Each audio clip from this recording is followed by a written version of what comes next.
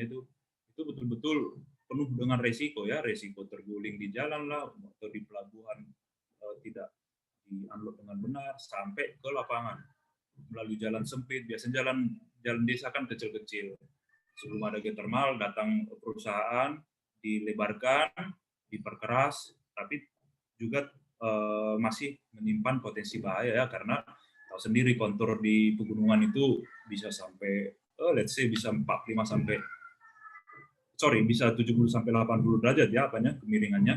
Seperti itu, jadi harus betul-betul seluruh kendaraan harus dalam kondisi prima, harus 4x4 four wheel, dan harus diinspeksi dulu oleh third party supaya alat itu ataupun kendaraan itu, alat berat ataupun lowboy dalam kondisi prima ya, supaya tidak tidak membahayakan penduduk atau membahayakan peralatan saat dimobilisasi.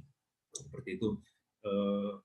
Pressure system ya, sistem tekanan di well pad atau steam well pad ya, vehicle, safety equipment ya, lifting dan manual handling ataupun bekerja sendiri ya, dan banyak sebenarnya potensi bahaya terhadap keselamatan. Jadi working alone ini juga saya dulu dapat teman dari Chevron Exala sama ini ada istilah body system ya. Jadi dalam bekerja tidak boleh satu orang, apalagi kalau daerahnya sudah agak remote atau malam, itu wajib 2 orang body systemnya. Jadi kalau ada apa-apa dengan si A bisa dibantu si B. Jadi jangan seolah-olah merasa hebat, saya bisa bekerja sendiri, saya tidak butuh teman, supaya lebih efektif yang satu lagi bisa. Tapi dalam prosedur ini harus wajib mengimplementasikan body system ya, sistem working lebih dari 1, minimal 2. Ketiga, bahaya terhadap lingkungan, limbah B3 ya.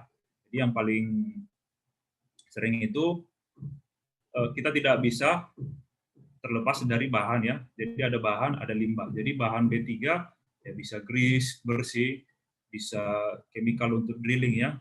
Biasanya Halliburton atau apa itu yang menangani untuk bahan-bahan ini akan memiliki residu, itu dinamakan limbah B3 ya.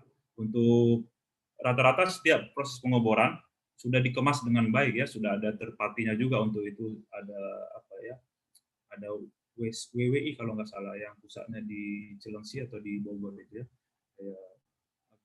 Sudah lupa. Jadi sudah ada third party-nya juga untuk menangani limbah B3. Itu kalau pengeboran, karena standar pengeboran geothermal ini kalau bisa saya katakan betul-betul mengadopsi standar pengeboran di oil and gas ya. Selama ini kan pengeboran kita tahu untuk minyak ataupun gas. Berhubung geothermal juga kondisinya jauh di permukaan di perut bumi ya, bisa sampai 2000 ke 2500. Bahkan yang di polnya kadang bisa sampai di 3000 ya, tergantung reservoirnya. Reservoirnya jauh, sedang, seperti kalau di Sorik Marapi, karena kalau di Sarula kemarin saya tidak terlibat di pengeboran, saya terlibat di EPC. Tapi kalau di Sorik Marapi, waktu saya bergabung di 2017 awal, saya ikut untuk melakukan pengeboran di Welpet A, C, dan D itu. Ya, rata-rata di 1800 sudah mulai ketemu loss. Bahkan sudah ada yang 1900 sudah total loss, di 2000 sudah total loss, rig sudah harus completion dan harus moving ya. Seperti itu. Bahaya terhadap lingkungan, jadi agak sedikit merembet ke aktivitas drilling ya. Oke, lanjut lagi. Identifikasi bahaya dan metodologi penilaian ya. Ini ya, prosedur sebenarnya lebih ke guideline, tapi kita akan memperbanyak nanti di latihan ataupun contoh real dari IRATS itu seperti apa sih ya IRATS. Jadi nanti rekan-rekan mungkin yang teman-teman yang mahasiswa sudah tidak asing lagi menjelaskan ataupun ikut dalam bagian penyusunan IRATS waktu sudah bekerja nanti, ataupun membuat membuat skripsi, ada sub bahasan tentang SETI ya, sudah lebih gamblang nanti ya. Jadi ada 3 langkah untuk mengidentifikasi bahaya dan metodologi penilaiannya, dan teknik identifikasi bahaya itu ada inspeksi tempat kerja, inspeksi itu pengecekan ya, inspeksi. Kalau di health and safety banyak lagi apanya sub-subnya, tapi tidak bisa kita bahas di sini. Analisa prosedur keselamatan atau JSA ya, karena kan sudah familiar dengan JSA, investigasi pendahuluan atau preliminary investigation, faktor potensial penyebab kecelakaan. Ya, memang kita tidak mengarahkan kecelakaan. Kalaupun di tempat kita memang sudah menerapkan health safety dengan baik, dengan maksimal, ya kita tetap bisa belajar dari lokasi lain, site lain, bahkan negara lain ya. Gunanya apa? Supaya irats yang akan kita hasilkan itu semakin sempurna, dalam arti bukan sempurna ya, semakin sampai ke titik al-rab tadi, as low as reasonable practicable tadi ya. Jadi kita harus mempunyai referensi dari beberapa assessment dari lokasi lain juga. Jadi kalau kita mau ngebor di lokasi A, di lokasi X misalnya yang baru ya, masih greenfield, memang proses pengeborannya sama, proses tahap-tahapnya sekuensinya sama, tapi kan ada bahaya-bahaya baru nanti yang di lokasi itu kan, yang itu sebabnya kita perlu banyak referensi. Itu sebabnya risk assessment ini bukan hanya tanggung jawab safety aja. Salah besar kalau risk assessment itu tugas tanggung jawab safety saja, tetapi tugas dari bersama. Safety itu adalah sebagai lead-nya, sebagai lead nanti akan memberi training atau memberi awareness kepada baik manajemen, ya ini mungkin apalah ya, manajer to manajer ya yang ngajarin direktur ya, kemungkinan besar nanti direktur atau vice president HSE ataupun senior HSE manager ya, yang mengajari manajer berarti HSE manager. Begitu berikutnya ya, sampai ke bawah ya HSE supervisor. HSE supervisor sudah bisa lah mengajarin manajer, juga sudah bisa kadang kalau di lapangan, sampai ke level paling bawah. Itu tugas dari HSE, memberi awareness, memberi pembekalan tentang dasar-dasar IRADC ini. Baru berikutnya nanti saat penyusunannya semua komponen itu harus duduk bersama ya.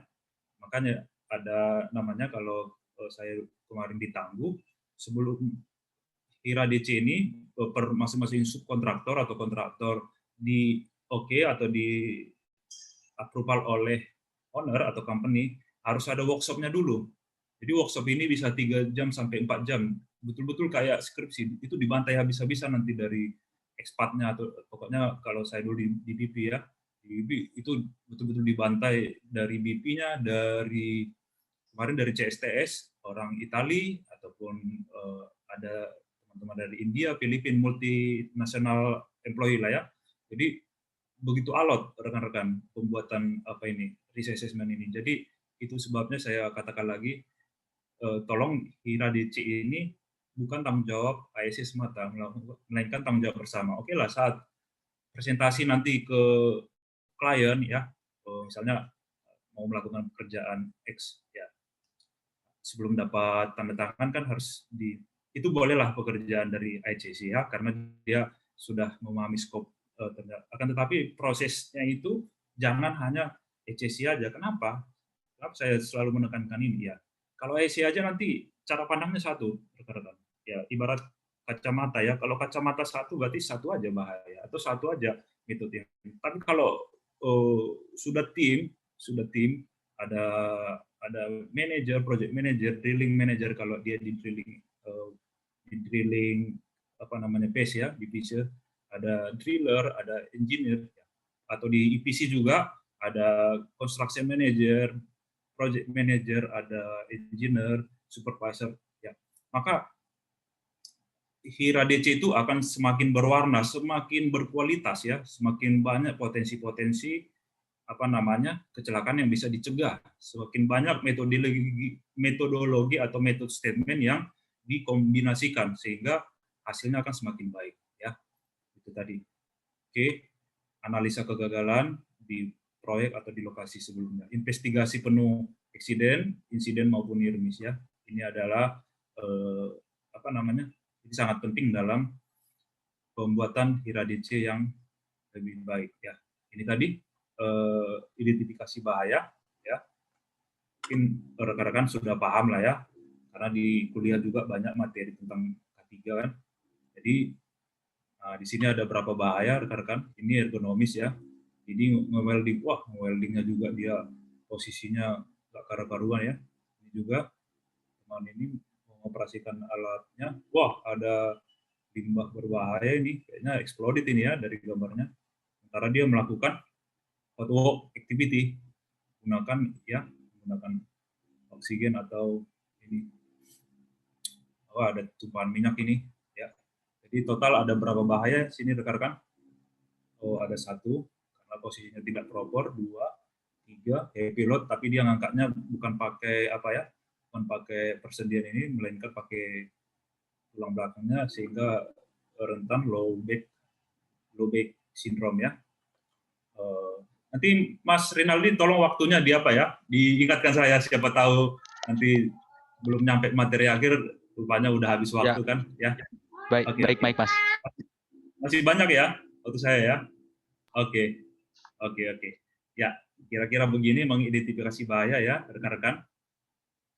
Jadi di sini ini juga textbook banget ini, tapi nggak apa-apa. Ini textbook, inilah dasar-dasar pembuatan dari HIRA DC itu. Jadi HIRA DC itu seperti saya katakan tadi adalah produk ya, sama kayak ya mungkin ya terlepas dari pro kontra undang-undang ya sama kayak undang-undang Ciptaker ya, itu kan suatu produk yang satu keseluruhan ya, satu kesatuan, sama kayak HIRA DC itu ya satu kesatuan, dia tidak bisa dipisah-pisahkan mana JSA, mana permit to work, mana apa ya, jadi satu rangkaian sebenarnya ya, mana method statement sama dia. Nah, ini masuk ke Guitelan lagi sebenarnya, penata laksanaan. Bahasanya sangat generik ya. Oke, jadi kalau ini tadi peluang atau likelihood itu bahasa sehari-harinya ya peluang atau kemungkinan ya, kemungkinan terjadinya suatu kecelakaan ya. Most likely paling sering ya ratingnya itu 5. Jadi nanti kita mainnya di risk matrix. Possible kemungkinan sampai ini jarang terjadi, itu di 1 ya, 1, 2, 3, 4, 5. Semakin tinggi berarti semakin sering terjadi ya, bisa misalnya di suatu perusahaan kecelakaan terjepit ya, tangannya terjepit atau ya jarinya patah lah atau retak lah lebih dari 4 kali setahun, berarti rankingnya 5 itu kalau sudah banyak ya. Tapi kalau 1 kali setahun dengan potensi frekuensi pekerjaan yang banyak menggunakan manual handling, ya bisa kita bikin di 4 ataupun di 3 seperti itu ya. Jadi that's why saya bilang safety yang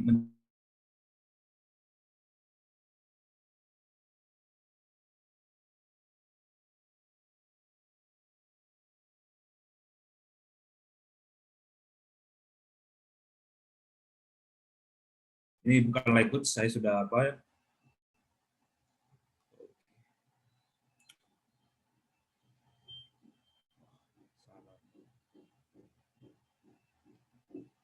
ya sebenarnya sama, poinnya itu tetap 5 ya. Maupun apa namanya satu lagi, severity itu keparahan ya.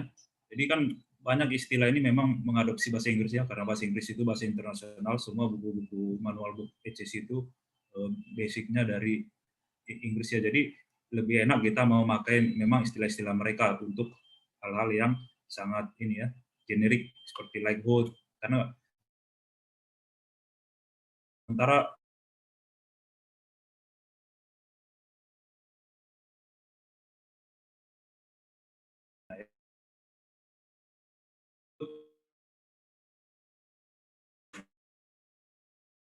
tadi 5 kan sama, severity itu juga 5 ya, keparahannya ini 5 ini ya, ini yang selalu tidak diharapkan ya, harus kita jauhi bersama ya, yaitu fatality ataupun kematian ya, atau katastrofik. 4 ini kecelakaan berat, mungkin anggota tubuhnya ada yang patah atau yang sudah cacat ya, tidak bisa kembali normal.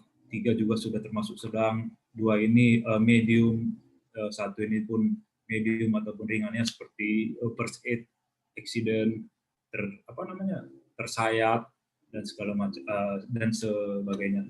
Sama di kejadian juga yang sekali setahun, bisa 4 kali setahun eksiden, berarti sudah tinggi. Jadi itu nanti dikalikan ini tadi L kali S ya, likelihood kali severity. L-nya mana? Ini 1, 2, 3, 4, 5. Oh, severity-nya mana? 1, 2, 3, 4, 5. Ya tinggal dikalikan aja 5 kali 1, tinggal perkalian silang aja sebenarnya. 4 kali 2 hasilnya 8. Nah, di sini kenapa ada tanda hijau? Oh, ini kuning ya, kita sepakatin kuning lah, seperti orange dan merah. Ya, ini areanya rekan-rekan. Jadi height itu ketika dia di poinnya 15, 20, 16, 25, 20 sebagainya. Ya, karena kan nggak selalu dia perkaliannya itu 5 kali 5. Ada kalanya 4 kali 4 atau 4 kali 5 kali 4, 20 ya. Jadi ini sudah di boundaries, yang merah ini high ya. Ini harus pekerjaan harus di stop. Stop. Kalau nanti tim pasti si project manager pun kalau sudah melihat ini, wah tidak benar ini, kita harus cari risk control atau determine control ini supaya resiko ini kita bisa turunkan ya. Dengan apa? Nanti ada hierarki kontrol pengendalian risiko ya.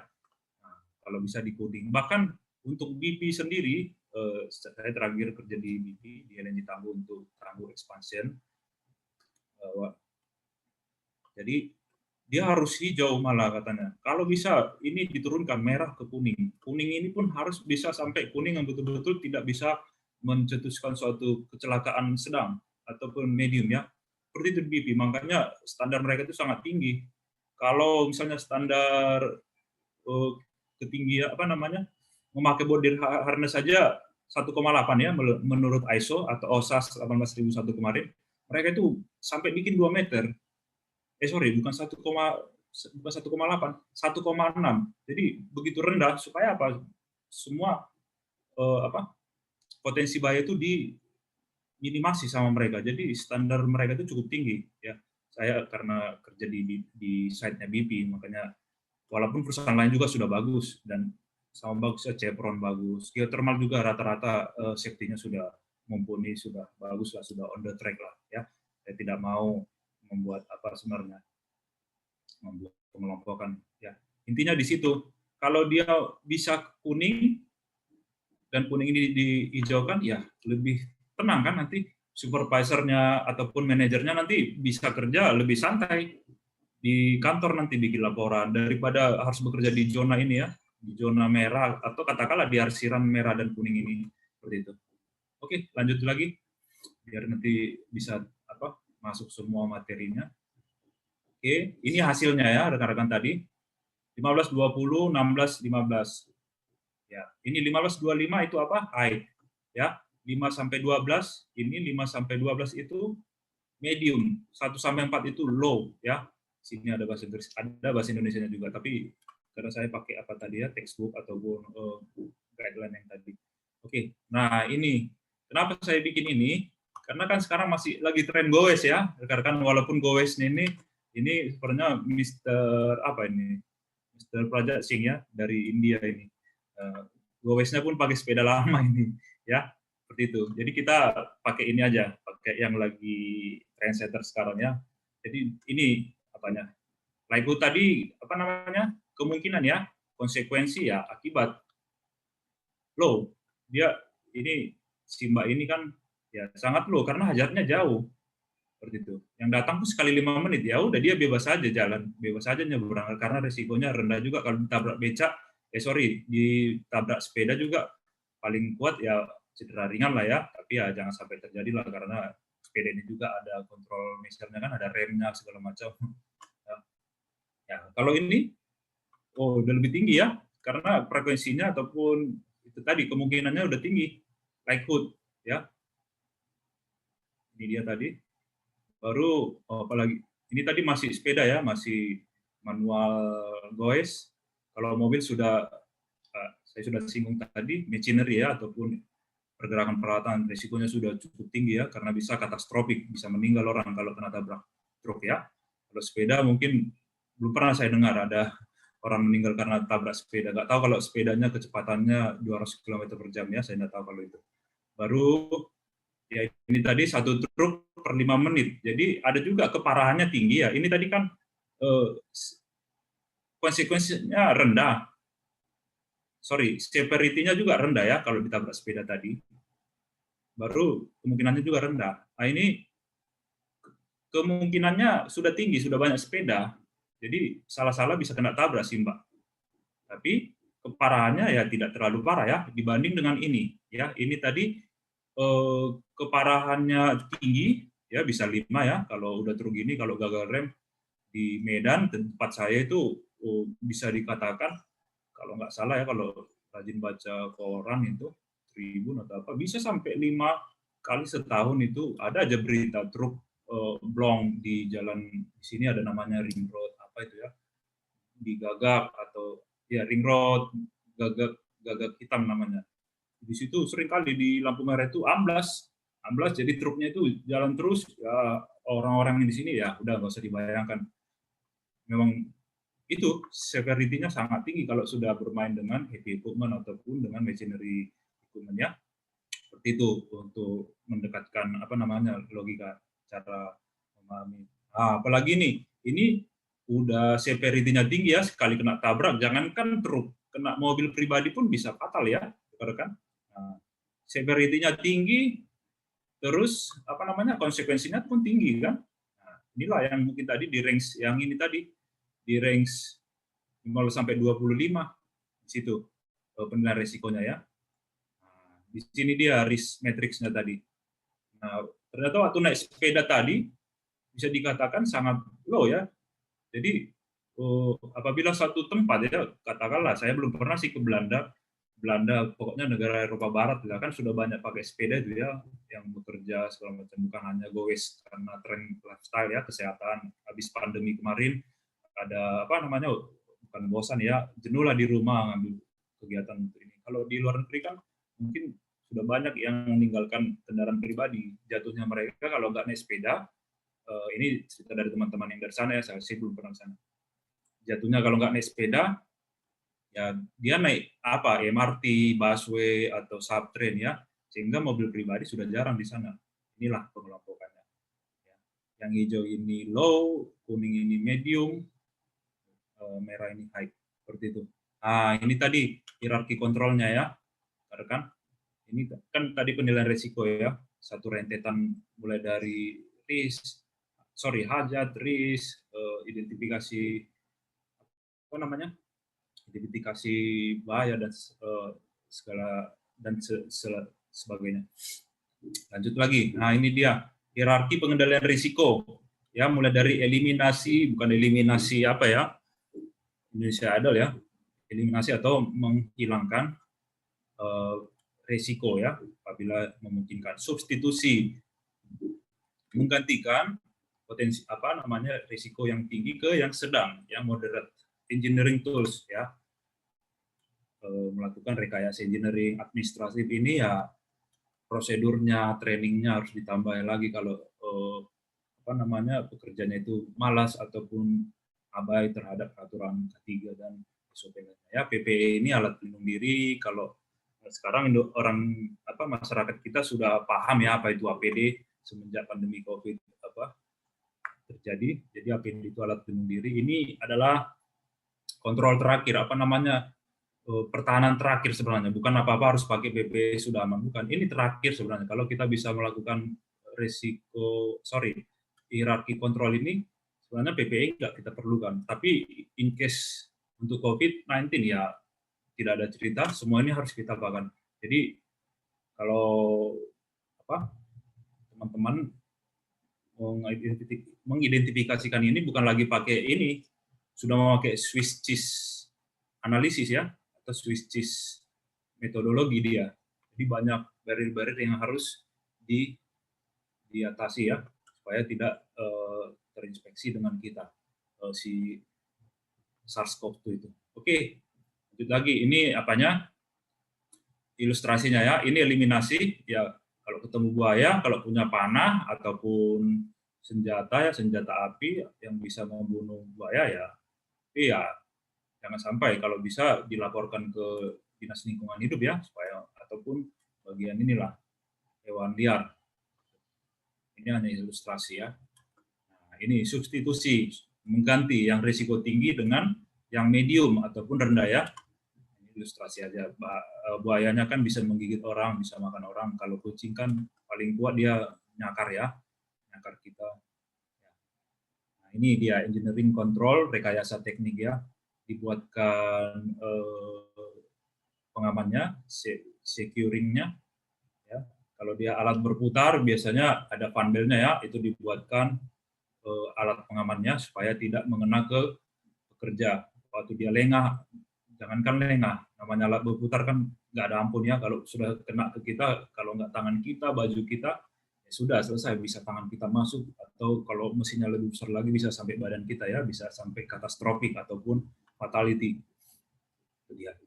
Nah ini administratif kontrol itu pengendalian administrasi ya, mulai pembuatan apa namanya banner, pembuatan ya macam-macam, pembuatan safety sign, kalau di lalu lintas, rambu-rambu lalu lintas, training juga termasuk dalam administratif kontrol, banyak macam-macam dari administratif kontrol ini. Jadi ini satu kesatuan juga, mulai dari eliminasi, substitusi, engineering control, administratif, dan sampailah ke PPA ya. Jadi PPA ini, nah, ini ilustrasi juga. Walaupun kita sudah apa namanya sudah melakukan 4 langkah ini, kalau memang pajanan bahayanya masih ada ya, residunya masih ada, ya mau tidak mau kita wajib memakai APD ya yang apa sesuai dengan resiko pekerjaan di situ. Kalau ada kebisingan sambil pekerjaan panas ya harus memakai ya lengkap lah. Katakan dia bekerja di ketinggian sambil nge-welding ya, dan di situ ada potensi apa namanya panas, ada potensi barang jatuh lagi dari atas lagi ya, otomatis dia harus pakai coverall, ini mungkin pakai welding glove, pakai apa namanya kalau dia menggerinda, tapi kalau dia welding cukup pakai welding cap ya, kalau dia gerinda fitting pakai face shield, bukan face shield COVID ya, face shield untuk di lokasi kerja, safety shoes udah wajib, dan ini safety shoes yang untuk apa namanya untuk memanjat ya, pakai body harness, full body harness double lanyard ya, harus 100 tight. Oke, ini tadi ilustrasi untuk APD ya di dalam hierarki kontrol pengendalian risiko. Nah, setelah masuk tadi, udah bahayanya sudah diidentifikasi, risikonya sudah dinilai ya dari L kali S tadi, skornya 5, bobotnya 5 di severity, 5 di apa namanya severity sama di apa tadi likelihood kemungkinan, baru masuk ke documenting ya.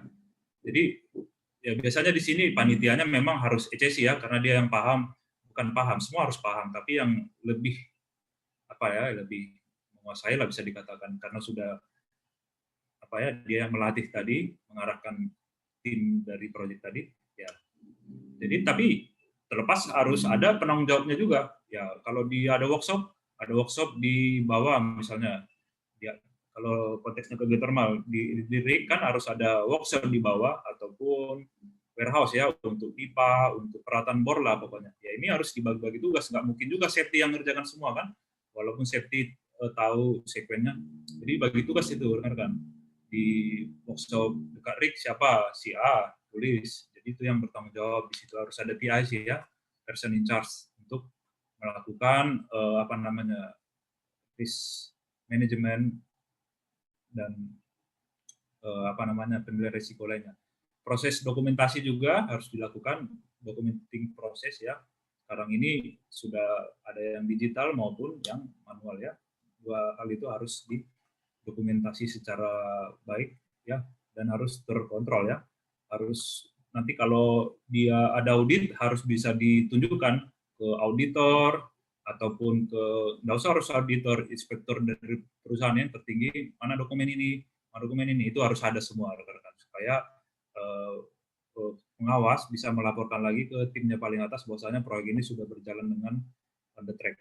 Itu consultation, ini konsultasi ya dua arah ya, otomatis antara manajemen ataupun employer ya dengan employee pekerja, dan dijembatani oleh nanti pengawas, bisa itu ECC advisor atau manager, dan juga dan manajer operasional ya. Ini adalah bagian dari consultation.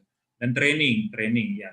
Seperti saya katakan tadi bahwasanya tugas dari HSE nanti mungkin dengan senior risk management ya, karena di office juga seperti saya katakan HSE dan risk management itu sebenarnya awalnya satu bidang, tapi makin kesininya karena semakin banyak yang harus ditanggung jawabin ya, otomatis untuk risk rata-rata tiap perusahaan besar itu sudah ada risk spesialisnya.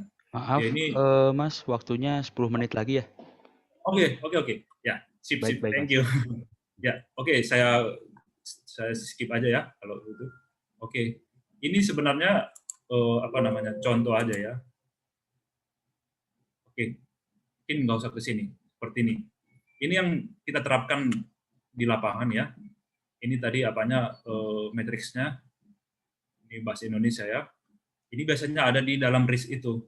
Kalau dia pekerjanya banyak Indonesia ya, so pasti harus bikin Indonesia. Tapi kalau boleh harus dua bahasa ya, supaya supervisor atau manajer dari ekspatriat bisa membaca. Jadi sangat disarankan semua dokumen lapangan itu, field dokumen must be in bilingual ya, dua bahasa.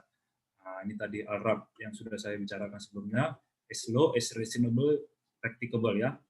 Jadi resiko itu harus benar-benarnya dipraktekkan. Nah, ini kalau tadi kan udah banyak tuh rentetannya. Jadi intinya di input ya, metode berpikir sederhananya di input baru diproses, udah save outcome-nya, ya udah lanjutkan continue dengan pengendalian risiko tadi ya. Makanya HIRATS ya, hajat identification, risk assessment, baru risk control. Udah diidentifikasi, dinilai dan dikontrol ya dalam ini kuadran ketiga ini outcome-nya. Ya, itu tadi risk management ataupun proses framework sama lah ya. Ini juga nggak ada salahnya dipahami oleh rekan-rekan yang non HSE ya, menambah wawasan lagi ya. Sudah kita bahas juga tadi. Oke. Ini metodenya risk assessment pakai ANSI, ISO 3101 ini untuk ISO untuk risk management ya. Ini dasarnya. Baratnya kalau di ini UUD-nya ya. ANSI juga berbicara tentang risk. Oke. Banyak ini. Dan juga untuk contoh risk assessment lain ternyata bukan hanya itu, ada memakai bow tie model ya. Banyak sebenarnya, tapi ya yang paling sering dipakai orang-orang atau di proyek di Indonesia ya pakai assessment tadi HIRA-DC. Kalau ini udah lebih ke teknis ya, mungkin pemakaian HAZOP, hajat, hajit, gitu ya. Ini contohnya. Nah, banyak ya rekan-rekan. Yang mulai dari risikonya tadi, risikonya apa, bahayanya nanti, pajanannya, nilai risikonya berapa. Nah, sampai ke sini siapa penanggung jawabnya? Ini harus bertanggung jawab untuk mengawasi ini, mengimprove setiap ada inspeksi ya, temuan, supaya kondisinya jadi aman. Dari unsafe condition menjadi safe condition, dari unsafe action menjadi safe action ya.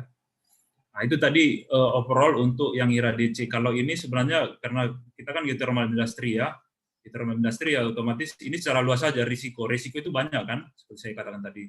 Mulai dari sumber dayanya, ya, misalnya ada penanam modal, oh di sini katanya 80 megawatt, setelah di drilling ternyata setengahnya pun nggak nyampe karena faktor ini ya namanya alam ya, itu resource risk, ekspektasi tidak sesuai dengan prediksi ya. Baru risiko di ini nanti reservoirnya, temperatur, ini teman-teman geologis, teman-teman dari perminyakan yang lebih paham di sini ya, entalpi, geochemistry juga berpengaruh nanti ke kualitasnya itu. Steam flow test masuk ke saya lupa nama itu, pemisah itu separator sampai masuk ke steam generator turbinnya STG. Nah, di geothermal juga banyak risknya, ini saya skip aja, saya ya 1 sampai 7 juta dolar ya satu rig itu, jadi cukup mahal. Oke.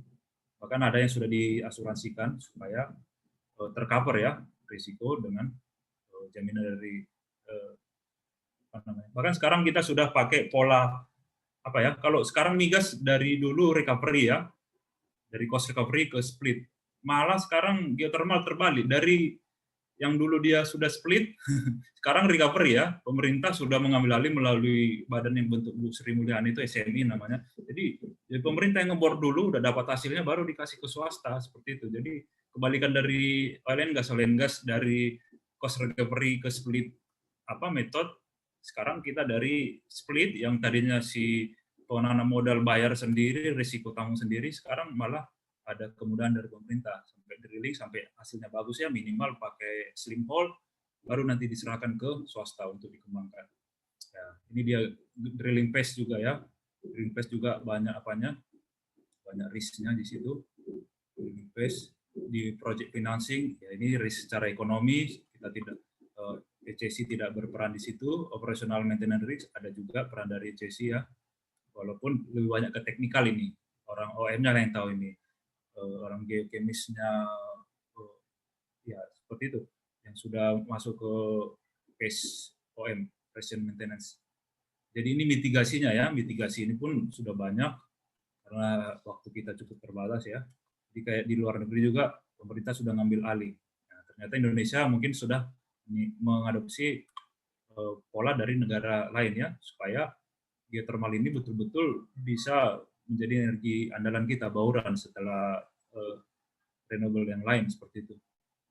Nah ini sorry agak sedikit apa ya, ini kegiatan saya waktu di Sarula karena saya main-mainnya di APC ya, jadi banyak ya ini ngecek apa ya, cek stimpil lah sampai ke power plant.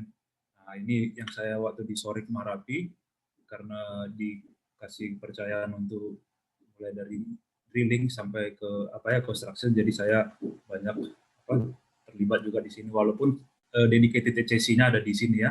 Saya hanya support dari let's say dari operasional dan construction ECC-nya. Tapi saya banyak membantu mereka juga banyak bantu saya. Intinya tim, together everybody achieves more ya untuk ini. Oke. Terima kasih rekan-rekan, terima kasih Mas Rinaldi atas kesempatan. Ya sudah pas waktunya ya, pas-pasan ya. Karena saya pengen cerita banyak, tapi ya seperti saya katakan tadi, terbatasan waktu sama semuanya deh. Seperti itu Pak Rinaldi. Saya kembalikan lagi ke Pak Rinaldi untuk session tanya jawab ya. Terima kasih. Baik, terima kasih Pak untuk materinya hari ini. Baik, memasuki acara selanjutnya yaitu sesi tanya jawab. Kepada peserta yang ingin bertanya, dipersilakan menekan fitur raise hand atau dapat bertanya melalui kolom chat yang tersedia. Baik. Metodenya seperti apa, Mas Rinaldi? Apakah mereka bertanya langsung video atau ini?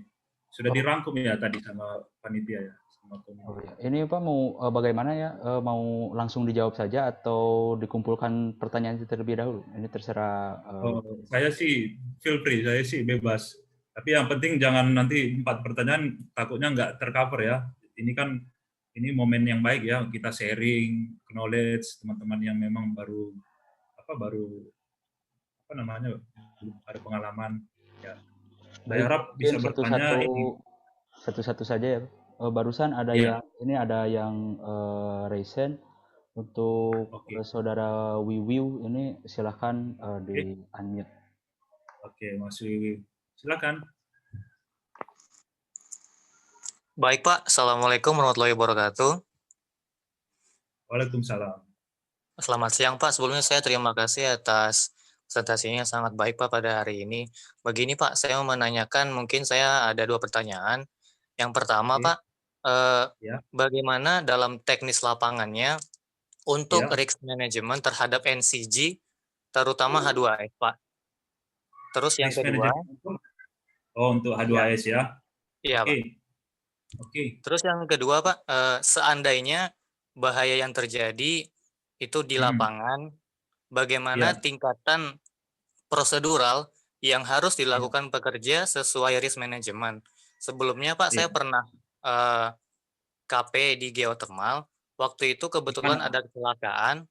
Nah, ini mereka langsung mengadakan emergency meeting begitu. Saya pun juga masih kurang paham bagaimana seharusnya teknis di lapangan seperti apa jika sudah terjadi kecelakaan di Ya, lapangan. Mungkin itu, oke. itu saja Pak. Terima kasih. Assalamualaikum warahmatullahi wabarakatuh. Waalaikumsalam. Lokasi apanya di mana kemarin, Mas Wiwi? Kemarin saya lokasi di Wayang Windu, Pak. Wayang Windu ya. Oh, situ apa? Dry steam itu banyak kualitas bagus sebenarnya gitu ya. Oke. Oke, saya bisa langsung dijawab Mas Rinaldi atau kita ini combine. Ini saya sudah record sebenarnya. Atau saya jawab langsung ya. Oh, Oke. mungkin Ada bisa dua. jawab langsung saja. Oke, terima kasih. Ya, pertanyaan yang menarik dari Mas Wiwi ya. Masih mahasiswa ya? Semester Iya, akhir. Pak. Iya, Oke, Pak. jadi teknik lapangan risk management H2S ya. Kita tahu sendiri primadona ya, kayak selebritis di geothermal ya memang H2S. Kalau di minyak ya ada H2S sama api ya. Kalau sudah over sudah over lah. Kalau di geothermal ya steam kick, steam yang tendangan steam yang kadang dia bawa. Ya seperti definisi geothermal tadi kan ada material liputan, bahkan juga gas H2S ya, hidrogen sulfit. Ya di sini kita harus tahu dulu apanya guideline-nya. Tata laksananya NAB ini di 10 ppm ya,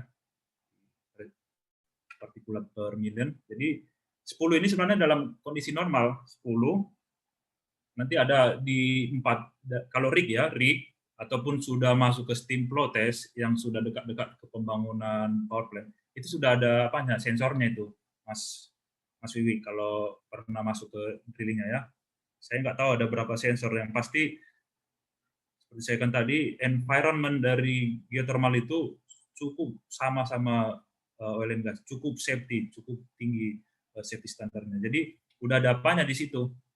Biasa, saya nggak tahu kalau root lag, ada beberapa service company ya untuk H2S service. Jadi H2S third party ini yang bertugas di sini, walaupun ini tugas bersama ya, namanya resiko kan. Keselamatan kita kan bukan tanggung jawab Pak Safety atau tanggung jawab Pak Manajer, itu tanggung jawab kita sendiri sebenarnya, dan komunal bersama ya. Kalau ada yang tidak aman, laporkan, jangan dicuekin seperti itu. Jadi terkait H2S ini, kalau misalnya pun ada rilis ya, hari ini ada rilis, nanti si drilling operation manager atau company man ataupun siapapun itu ya, paling tertinggi di rig itu akan email itu. Jadi semua harus by email ya, by address, jangan main WA. WA itu kan kalau bisa dikatakan ilegal ya, maksudnya tidak kuat dasar hukumnya. Kalau sudah email pemberitahuan nanti di TOA ataupun di paging ya, perhatian di pukul sekian kita akan melakukan rilis gas di sekian ppm. Nah, itu kan diberitahukan, tentunya sudah di email dulu, baru ada meeting pagi. Saya lupa mengatakan. Dan risk assessment ini harus disosialisasikan juga di toolbox ya.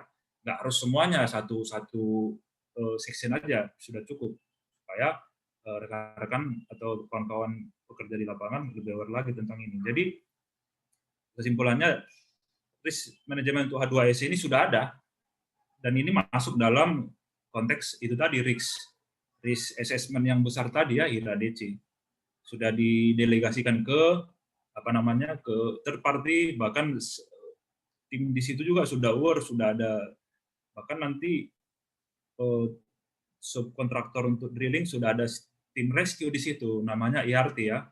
Sebenarnya orangnya itu juga, karena kan tahu sendiri di drilling, roster 2 minggu kerja, masa 2 minggu dia hanya untuk standby aja. Otomatis biasanya IRT itu, kalau saya tidak salah ya orang-orang yang di situ, toolpasser, riggernya, ataupun ya bagian dari kru drilling itu yang sudah dilatih untuk situasi tanggap darurat, seperti itu Mas Rizky, Biwi. Jadi tenang aja, untuk H2S sudah ada apanya, sudah ada perangkat safety device-nya, sudah ada alarmnya juga ya. Kalau sudah sekian ppm, dia akan bunyi itu, walaupun di luar prediksi oleh ini manajemen yang di lapangan ya. Itu untuk H2S. Untuk bahaya di lapangan, prosedural risk management ya. Sekarang kalau drill ada 2 ya, artinya bukan drill. Maksudku ada alarm ya, tetap 2, yang situasi sebenarnya dan drill. Kalau drill ya otomatis semua harus ngikutin. Kalau dibilang drill kebakaran, orang yang di dalam kontainer atau di semua rig harus diberhentikan dulu ya sebisa mungkin. Kalau memang peralatannya tidak bisa dihentikan ya didelegasi dengan yang lain, harus ikut drill itu. Mungkin itu yang Mas Wiwi lihat ya. Atau kalau ada eksiden ya otomatis pekerjaan harus dihentikan ya, dihentikan untuk mengevakuasi si korban ini. Kalau memang konteksnya kecelakaannya besar, ada steam kick ya, steam kick ataupun ada blowout yang bisa membahayakan pekerja ya, lumpurnya naik dengan pressure yang sangat tinggi ya, itu harus keluar dari situ semuanya. Tapi si drilling manager ini sebagai komandonya nanti, sebagai bosnya di sini untuk mengarahkan tim IRT dan semua orang untuk dievakuasi ke area yang aman ya, ke titik berkumpul assembling area. Gitu. Seperti itu, Mas Pak Wiwi ya. Untuk dua pertanyaannya, saya rasa sudah bisa mencakup ya. Ada lagi? Iya Pak, baik Pak. Terima kasih banyak Pak sebelumnya. Ya, jadi intinya untuk bahaya di lapangan ya, ECC nanti akan bekerja sama ini. Jadi kalau di rig ya, kalau konteks rig ini banyak teman-teman banyak di rig ya. Bosnya itu tetap company man. Bos safety itu adalah bosnya operasional dan AHC adalah company man. AHC itu ya perpanjangan tangan dia. Ya. Contohnya kalau ada hal yang terkait dengan operasional yang tahu kan si drilling operation manager ini kan. Jadi dialah yang mengkomando ke semuanya. Jadi ECC advisor ini akan memperpanjangkan tangan dari company man. Begitu. Melakukan meeting, mengumpulkan orang, melakukan briefing, dan sebagainya. Oke, ada lagi? Baik. Berikan ke Mas Rinaldi. Baik, terima kasih, Mas. Selanjutnya ini ada dari Ibnu Habibi Siregar. Silakan untuk unmute mikrofonnya. Oke, iya, masih unmute ini. Silakan Pak Ibnu. Oke, Pak Helin, terima kasih. Materinya sangat komprehensif. Namun saya ingin bertanya karena saya termasuk baru di geothermal ya. Dan saya juga baru Pak, baru 2,5 tahun Pak, 2 tahun. Cuman tetap belajar. Namun Pak Helin continue ya. Yang saya mau tanyakan terkait risk assessment tadi. Biasanya metode yang digunakan di geothermal dalam pembuatan HIRA-DC tadi, apakah metodenya dengan hazard operability study atau dengan general? Maksudnya general itu biasanya itu yang menggunakan severity kali frekuensi kali probability. Kalau yang di HAZOP itu biasanya ada paparan kali konsekuensi kali kemungkinan. Ya. Biasanya yang digunakan yang mana biasanya, Pak? Ya. Ada lagi Pak Ibnu, pertanyaannya cuma satu tapi ya, banyak ini. Kalau saya ingin tahu di sisi itu, karena kalau HAZOP ini kan ada persiapan, ada uji tes, ada apa. Itu yang saya mau ketahui. Sebagai metode pembuatan HIRA-DC di geothermal ya. Baik. Jadi begini Pak Ibnu, saya jawab langsung ya. Jadi sebenarnya mau geothermal, oil and gas ataupun mining dan mineral, dan juga sekarang sudah gencar ya proyek renewable yang lain seperti PLTS ya, Surya itu dasarnya sama Pak. Orang induknya sama kan dari risk management ISO 35001 tadi tadi kan. Jadi saya kan katakan tadi selain HIRA-DC ini kan sudah pakai MOTAI, HAZOP, HAJIT.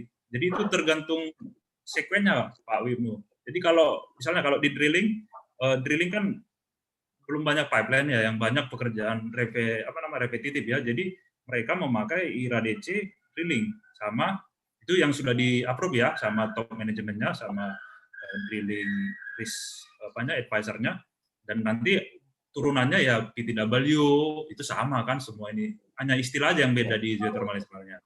Ya, ada PTW, JSK. Nah, kalau udah nanti dia steam flow test ya mungkin sudah ada HAZOP AJIT karena kan sudah main-main di pipa Pak Ibnu, sudah main pipanya yang dilakukan kan biar menghindari penuaian. Nah, masuk nanti ke power plant seperti itu. Di situ sudah masuk ke tidak hanya lagi HIRA-DC yang awal yang secara generik saya katakan tadi yang kita bahas tadi sebelumnya. Jadi sudah masuk ke area HJOB, Haji dengan metodologi yang berbeda juga, walaupun konsepnya sama ya, pengalian antara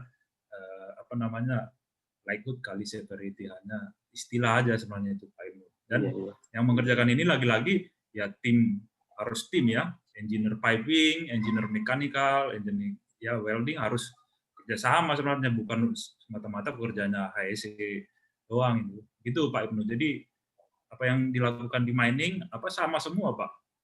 Dan sekuennya itu yang menentukan nanti. Istilah-istilah ya paling istilah tambahannya kayak steam fill, steam blow test, brine, hanya istilah aja sebenarnya. Cuman perlu waktu untuk memahami itu, enggak bicara semalam ya untuk bicara geothermal ini ya.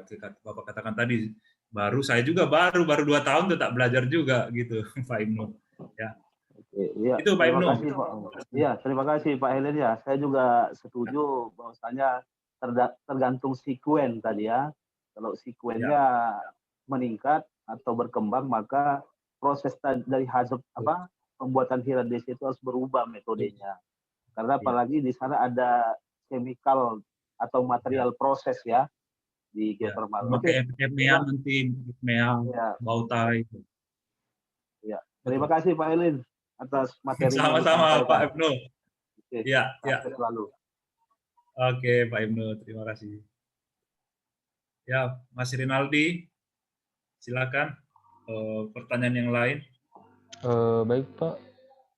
Baik Mas, beberapa ada yang bertanya lewat ini kolom komen chat Zoom, mungkin bisa saya bacakan saja ya. Oh boleh Mas Rinaldi, boleh. Ada pertanyaan dari Mas Doni Oktarizon. Apakah dalam analisa hazard risk assessment dan risk control sama seperti review engineering flow rate, FNID and PNID pada oil and gas industry, karena overall hampir sama dengan oil and gas industry? Ya, ini dari Mas Doni ya. Ya. One by one aja ya kita jawab. Ya, ini pertanyaannya hampir mirip sama pertanyaan Pak Ibnu tadi. Ya, jadi analisanya itu sama. Dasarnya itu juga ya dasar dari HIRA-DC. Bahayanya diidentifikasi, risikonya dianalisa atau dinilai, baru diambil tindakan pengendalian. Hanya toolsnya aja yang berbeda. Seperti FMEA kan, bautai analisis, kadang nanti memakai HJOB kalau sudah berhubungan dengan chemical dan pipeline. Ya, jadi sama, hanya banyak ya, let's say, main-main di istilah nanti. Jadi, katakanlah seorang engineer pipeline di oil and gas, ya, paling nanti beliau butuh waktu seminggu 2 minggu dulu untuk untuk matrikulasi atau penyesuaiannya. Setelah itu ya udah sama, udah tune in atau sudah TikTok ya dengan ilmu yang sudah didapat dia, karena standarnya juga sama dari ASME, ANJ, ASTM, sama semua standar-standar sama di migas, geothermal, mining untuk proses plan ya. Seperti itu Mas Doni.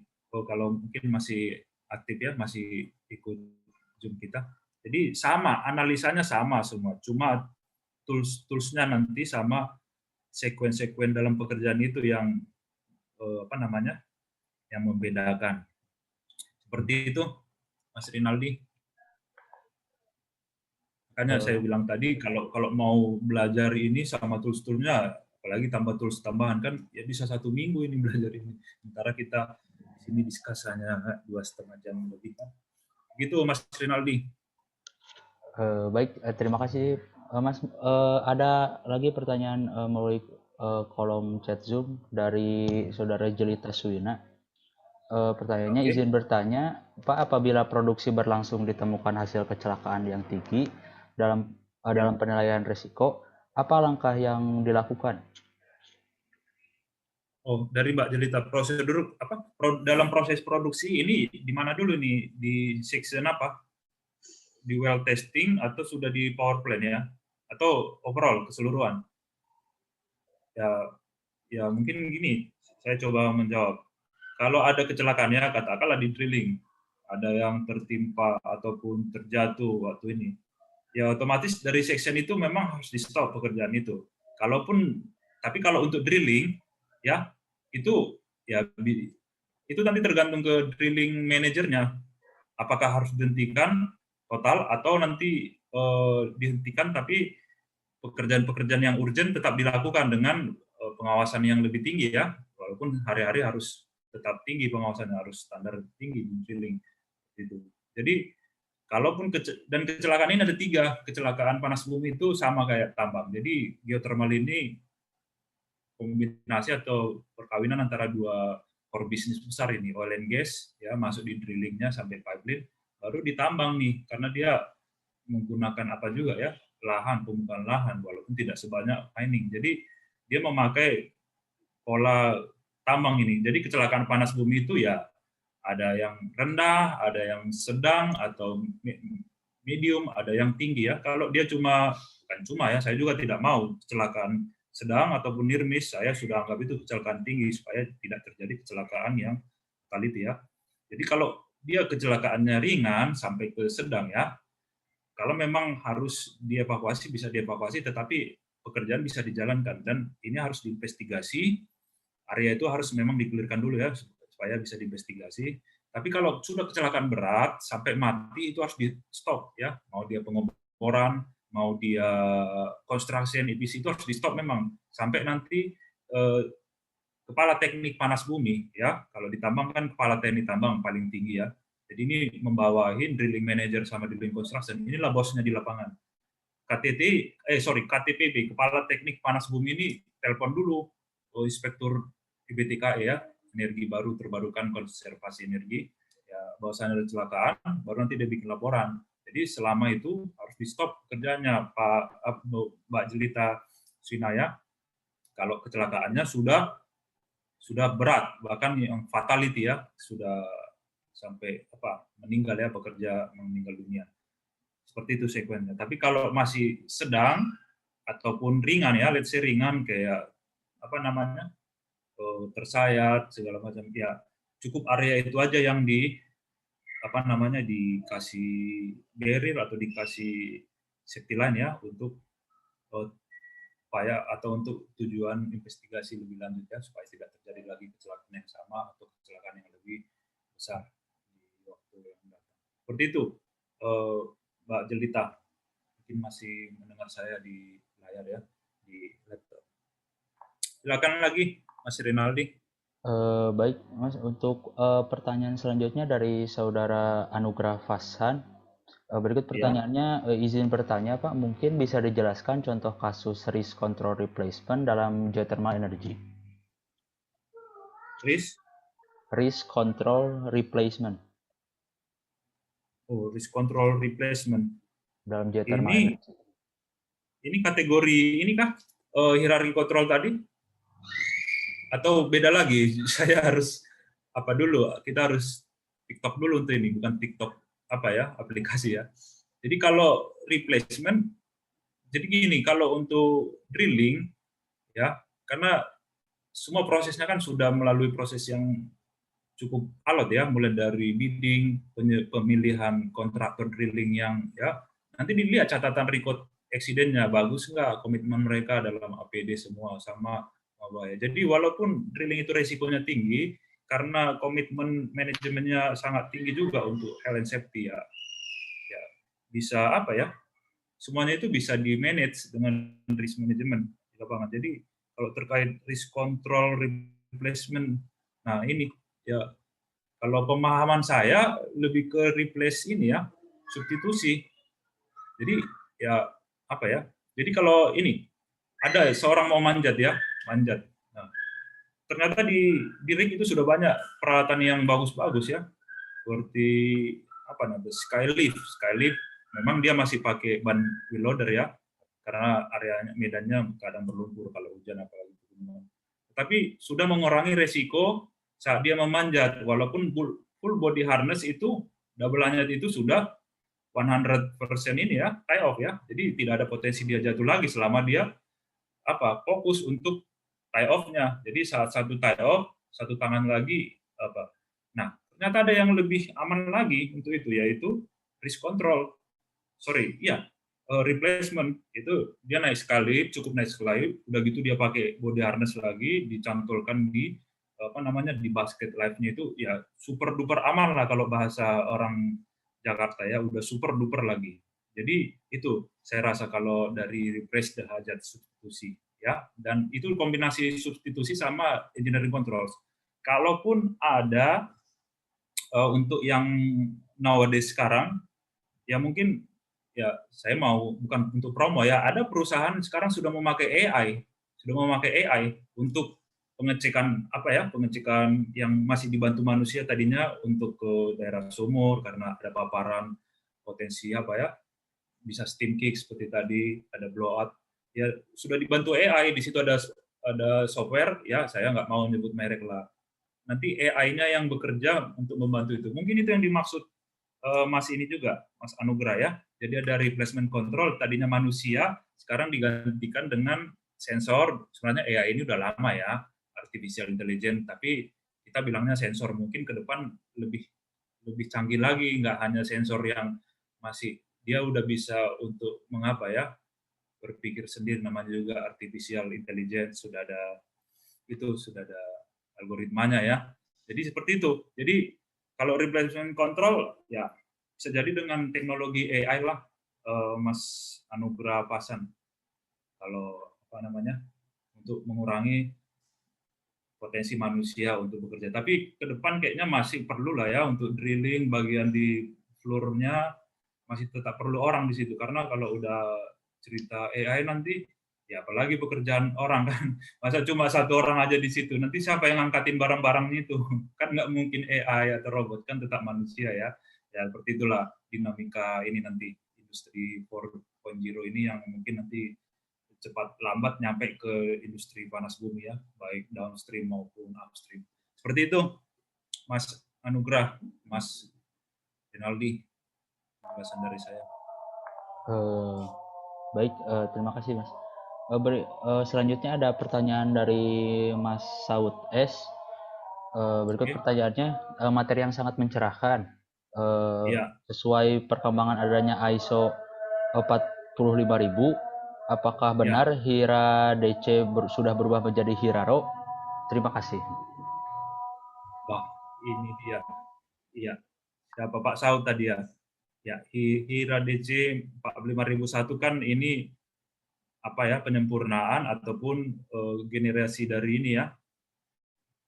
Ibaratnya ini gen Y-nya, gen X-nya kan OSAS 18001 yang memang memakai Hira DC ya. Ya untuk Hiraro ini sebenarnya balik lagi, saya pun masih harus harus banyak berdiskusi lagi dengan sesama ECC ataupun orang sistem untuk Hiraro. Tidak menutup kemungkinan,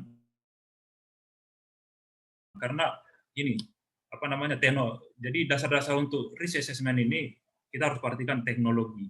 Ya, teknologi kan harus berkembang dari 1G, 2G, 3G. Sekarang kan kadang-kadang mau 4G, 5G. Ya, tidak menutup kemungkinan dengan sistem ya, dari Hira DC ke Hiraro ya. Ada benarnya, dan ini nanti akan kita ketahui bersama kan, OSAS 45001 expirednya itu kan harusnya di Maret ya. OSAS 18001 2007 kan masih bisa dipakai sampai Maret kemarin, dan ada arahan dari ISO dunia karena pandemi Covid bisa ada masa tenggangnya ini. Walaupun sudah harus ketok palu ini, sebenarnya OSAS sudah obsolete masuk ke ISO 45001 Health and Safety Management System. Jadi kesimpulannya ya Hira DC ataupun Hiraro itu ya harus berkembang sesuai dengan zaman, Pak Saud. Walaupun saya harus mencoba mengkaji. Saya sudah banyak memberi materi tentang materi ISO 45001, tetapi ya titik penekanannya tetap di Hira DC. Kalaupun dia ke Hiraro ya itu hanya masalah teknis yang ini ya, sesuai dengan dinamika zaman. Seperti itu Pak Saud, penjelasan dari saya. Ya.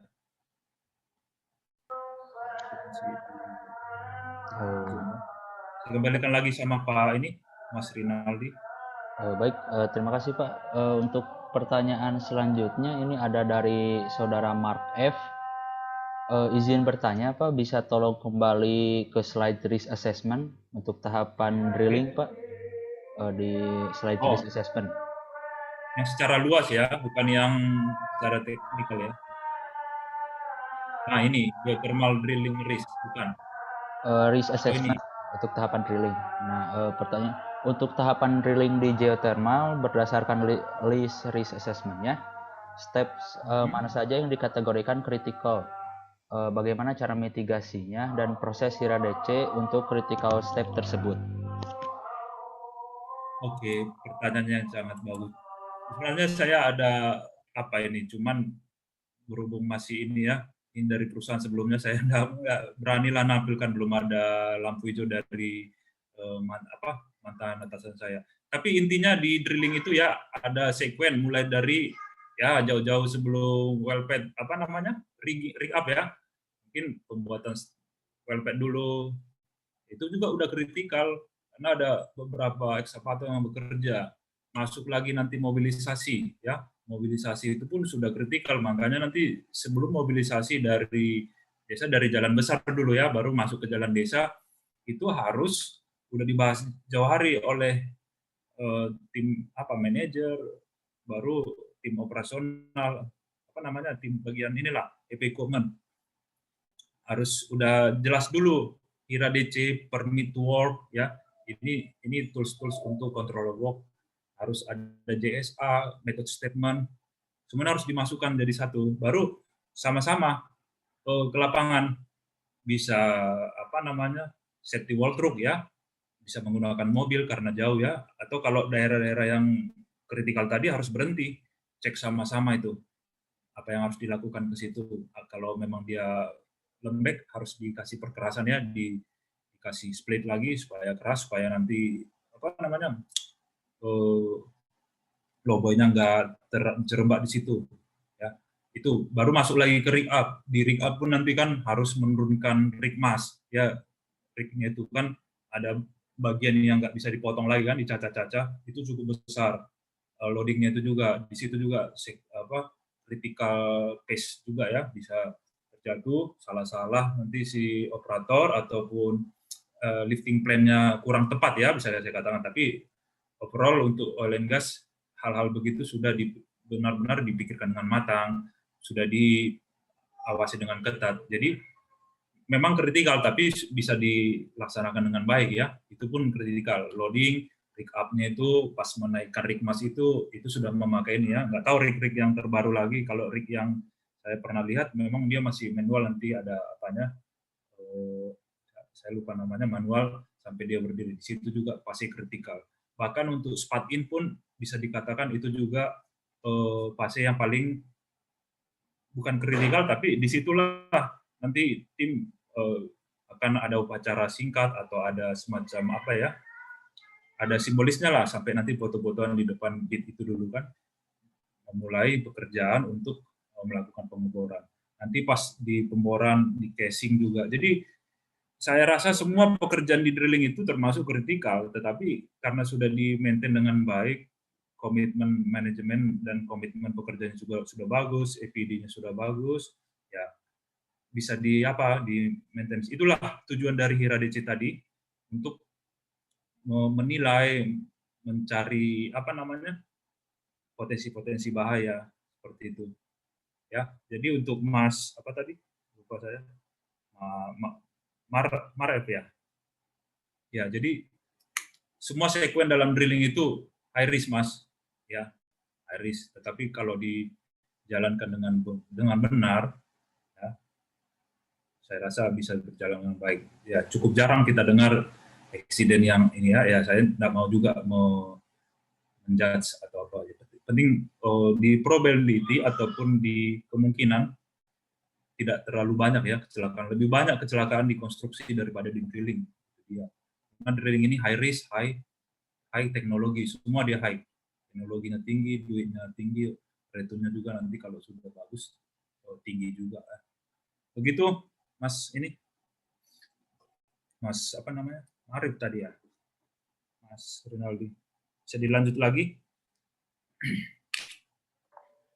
Baik Mas, terima kasih. Untuk pertanyaan selanjutnya dari Saudara Hazin Ilmi. Ya. Pak Helin izin bertanya, jika menentukan poin-poin 1 sampai 5 resiko 1 sampai 5 Ya. resiko berdasarkan hazardnya ini, bagaimana ya Ya. Pak? Misalkan resiko masih di poin 2 atau poin 3, gitu kadang membuat bingung. Ada masukan nggak Pak? Terima kasih.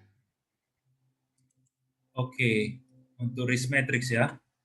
Risk matrix berarti pengalian sampai dapat hasilnya ya. Jadi kenapa harus bingung? Jadi sorry. Ini ya. Kalau di mana tadi katanya bisa dibaca lagi, Mas Rinaldo? Di poin kalau di poin izin bertanya, jika menentukan poin-poin 1 sampai 5 risiko berdasarkan hazardnya ini bagaimana ya Pak? Misalkan risiko masih di poin 2 atau poin 3. Kalau ya ini kan bobotnya 5 tinggi, cukup tinggi, 4 ya tinggi, tapi ini sedang. Ini sedang rendah, ini sangat rendah ya. Ya tentukan aja, kalau likelihood kan tadi kemungkinan, misalnya di satu, apa ya, katakanlah di satu kecamatan, bukan di satu kota, ada kecelakaan apa, lalu lintas ya, yang sepeda motor lah apa, bisa sampai 10 kali setahun. Berarti sudah tinggi ya di situ. Padahal saat ini teknologi apa sepeda motor pun sudah cukup bagus ya, lampu sudah dinyalakan, apa namanya, sudah wajib pakai helm, semua kontrol-kontrol sudah dilakukan. Tapi kenapa masih tinggi? Nah, di situ dasarnya. Berapa kali terjadi setahun kecelakaan itu? Kalau dia tinggi dibikin 5. Kalau dia jarang, paling sekali lah, kedua kali lah seperti itu dibanding sebelum-sebelumnya. Bikin di 3. Jadi ini memang itu saya katakan tadi, ini asumsi, tetapi asumsi yang lebih mendekatin eksak ya. Makanya dibutuhkan beberapa tim ya. Mulai dari yang saya katakan tadi, drilling, pokoknya lebih dari 1 orang lah. Karena kalau 1 orang berarti 1 versi aja nanti bahaya, atau 1 warna aja ya. Seperti itu. Ya kalau baru nanti likelihood-nya, keparahannya berapa? Oh, kalau apa namanya, bekerja dengan ekskavator, salah-salah nanti si ekskavator nge-swing bucket ya, jangankan kena ke orang, kena ke mobil pun bisa bonyok, apalagi kepala orang kan, oh berarti tinggi, bikin 5 atau 4 ya. Tapi ada kondisi yang membuat dia rendah, yaitu dengan control measure tadi ya. Jadi si operator itu harus apa namanya, harus yang pertama dia harus sudah punya SEO. SEO-nya pun nggak bisa SEO tembak, harus SEO yang betul-betul latihan ya, latihan, pengalaman, by experience. Baru dia pun harus ada spotter untuk memastikan area line of fire itu tidak ada manusia yang non authorized, tidak ada pekerja yang non authorized atau tidak authorized ya, baru bisa bekerja. Seperti itu apanya toolsnya dari hierarchy control. Jadi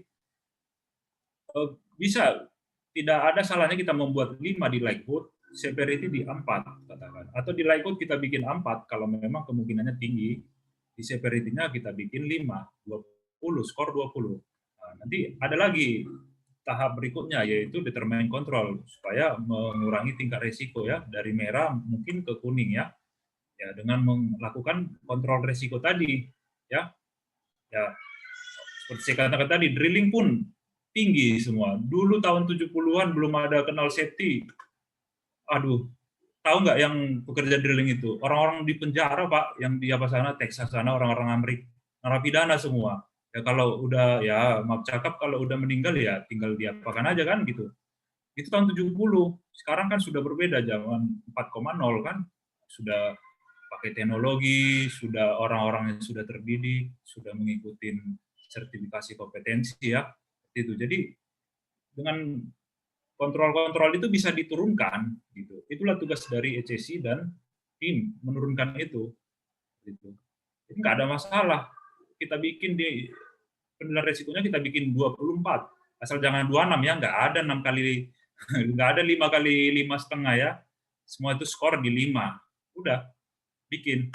Kenapa? Oh, kemarin pekerja apa di tahun 2019 lah, let's say, ada 10 di sini kecelakaan, tangannya patah atau inilah ini, ya udah bikin tinggi, baru severity ya, keparahan baru kemungkinannya, oh ada 10 orang itu, ada 10 accident record itu, taruh tinggi, baru dirembukan kembali.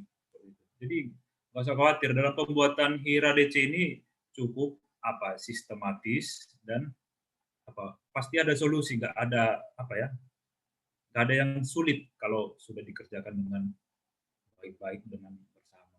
Seperti itu, Mas. Apa tadi namanya? Lupa saya. Mas Rinaldi yang bertanya tadi. Dari Mas Hazin Ilmi. Iya.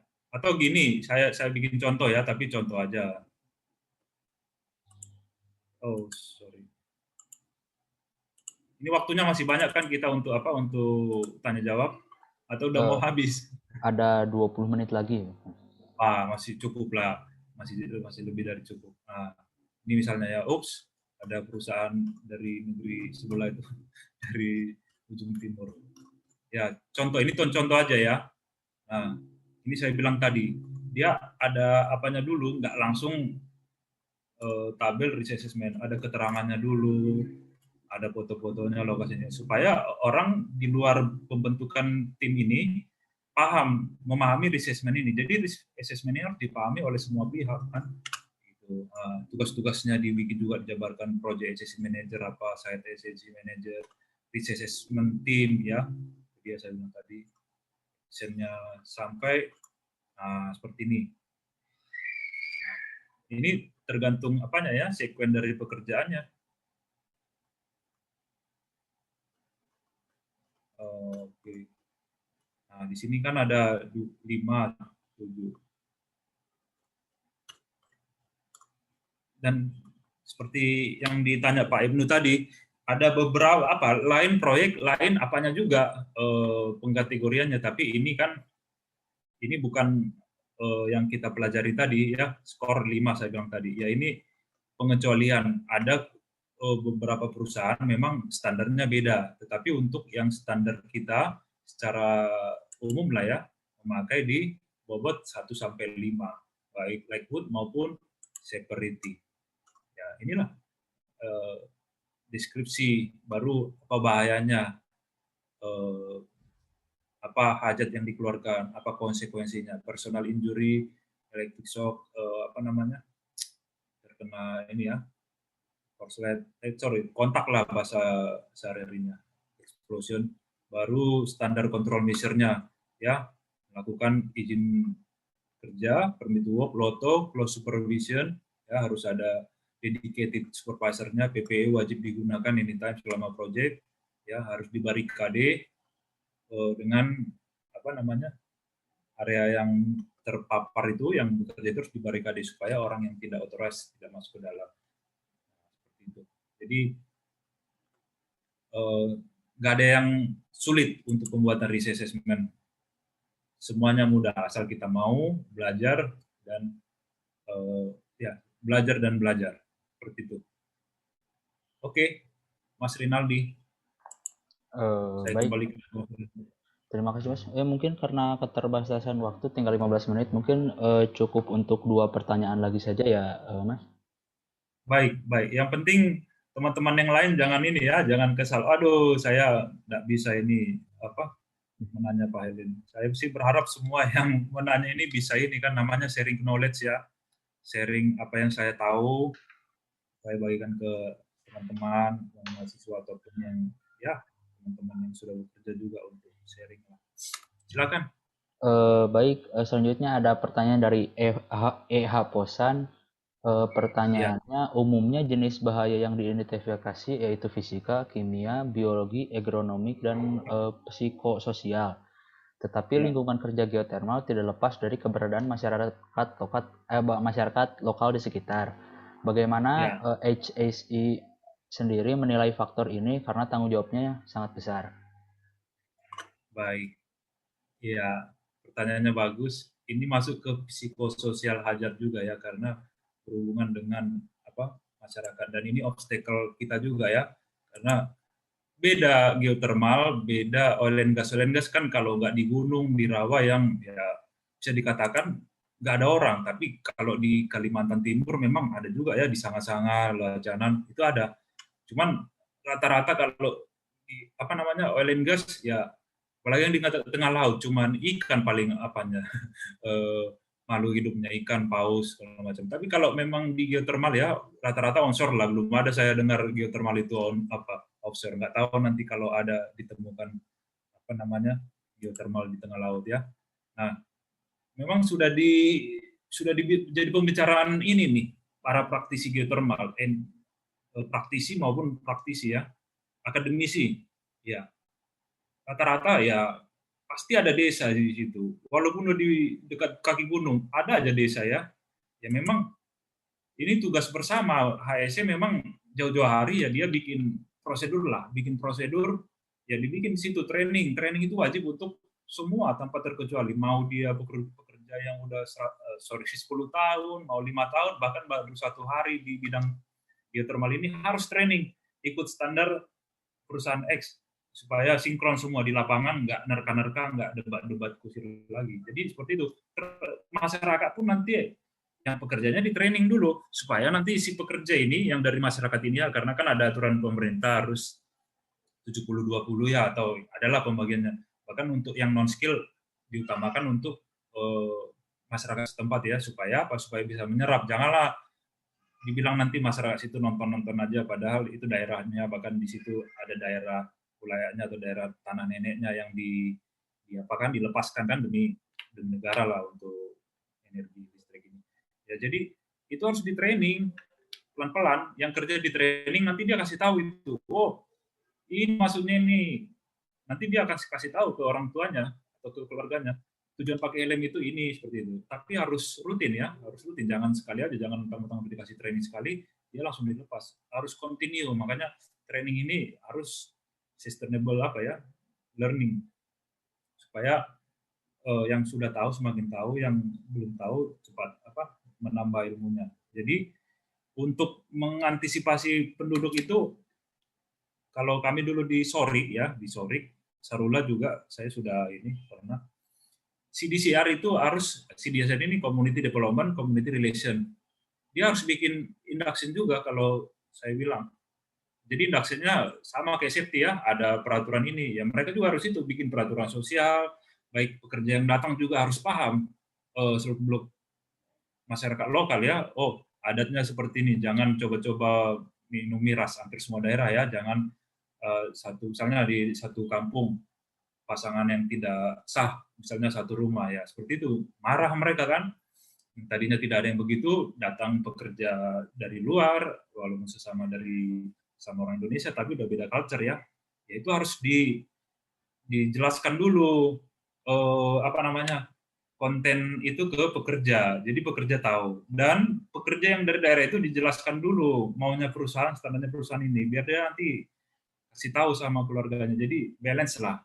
Pelan-pelan kayak kayak keran kecil-kecil, tapi lama-lama makin banyak airnya kan. Seperti itulah untuk edukasi gabungannya keselamatan kerja, environment, lingkungan sosial harus di highlight oleh manajemen dan jajaran manajemennya. Seperti itu Pak Haposan.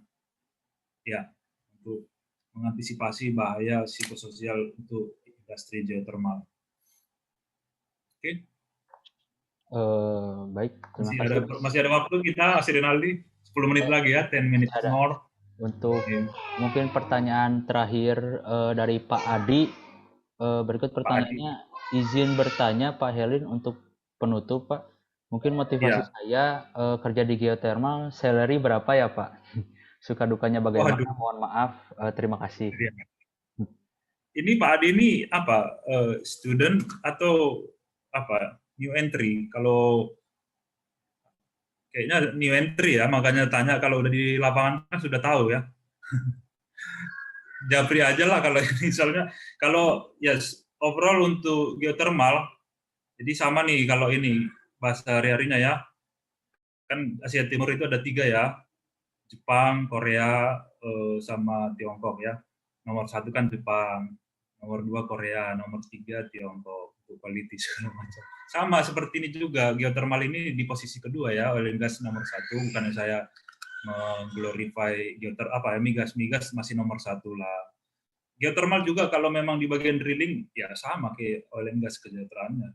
Tapi kalau udah ke operation ya sudah di bawahnya di bawahnya oil and gas, baru akhir ke mining. Mining pun ada yang tinggi juga kayak mineral. Kecuali batu bara sudah medium lah. Jadi nggak usah takut ke geothermal, kesejahteraannya juga masih bagus lah. Apalagi nanti investasinya dari Aussie atau dari ini ya, dari Europe, dari Iceland, atau dari ya Aussie nanti, atau dari Amerika, itu rata-rata cukup bagus harganya yang kita dapat. Sesuai lah sama kompetensi kita, sama kinerja kita, lembur-lembur kita seperti itu. Ya kembali ke kita, kompetensi, dedikasi, ya udah bisa melakukan kerjaan. Pasti nanti si bos, apakah itu bosnya orang Indonesia ataupun orang luar langsung, ya akan mengasih imbalan yang seimbang seperti itu. Ya, jadi saya untuk angka pun nggak berani lah di sini. Nanti katanya ini lagi orang HR marah nanti. Ya, seperti itu. Pak Adi untuk seleri itu. So-so lah kalau bahasa bahasa Jakartanya. So-so. Kalau mau tinggi ya bawa sertifikat sebanyak-banyaknya, kompetensi ya, yang dari SDM, dari Kemnaker, ya, atau dari luar ya. Itu standar kalau AEC dia NIBOS atau OSA, IOS. Kalau untuk engineer dia ya WK Welding, WI, C-Sweep, segala macam itu bayarannya tinggi tuh Pak, kalau udah pegang sertifikat luar itu. Seperti itu Pak Adi dan Mas Rinaldi, jawaban saya. Baik, terima kasih. Terima kasih kami ucapkan kepada Bapak Helen Simatupang sebagai pemateri pada hari ini. Terima kasih atas ilmunya hari ini. Bagi peserta yang ingin mendapatkan e-sertifikat webinar ini, dapat segera menghubungi panitia.